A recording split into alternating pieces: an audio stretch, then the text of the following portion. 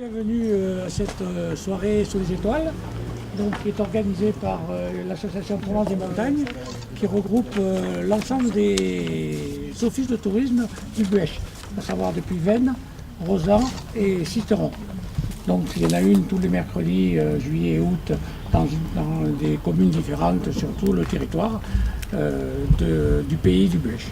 Il va y avoir deux groupes qui vont partir avec une quinzaine de minutes d'écart. Donc vous faites une balade qui se termine de nuit, bien sûr. Et à votre tour, vous aurez d'abord un petit coup à boire pour vous remettre de la promenade. Et vous aurez donc les télescopes qui sont en train de se monter et vont vous permettre de voir les étoiles d'un petit peu plus près. Voilà, donc je vous souhaite une très bonne balade. Et puis voilà, je vous confie donc à Xavier. Et donc surtout ce qui est important, là c'est le petit détail technique, là j'ai bien cueilli une feuille entière. C'est pas une branche que je viens de prendre, c'est une feuille entière. En fait si on regardait à la base de l'arbre, on va essayer d'en trouver un autre frêne. À la base de la feuille on voit un petit bourgeon. Et donc ça veut dire que tout ça c'est une feuille entière. Et le petit nom de la feuille là, de ces petits bouts de feuilles, ça s'appelle des folioles, d'accord? Donc retenez ça parce que je risque de vous faire une question piège tout à l'heure. Ensuite, qu'est-ce que j'ai ramassé d'autre?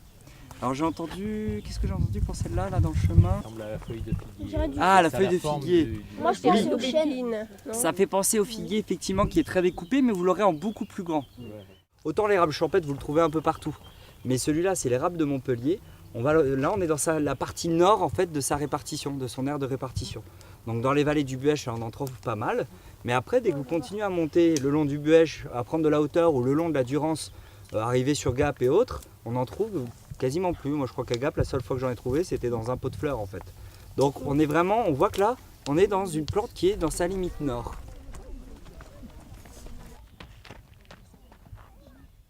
Elle n'est pas mangée. Je vous ai dit comment on les reconnaît, c'est les deux rouges qui sont accrochés côte à côte. Après, je vous ai montré autre chose. Ce qui est important, c'est qu'il y a des baies, on ne sait plus parfois si on peut les manger ou pas.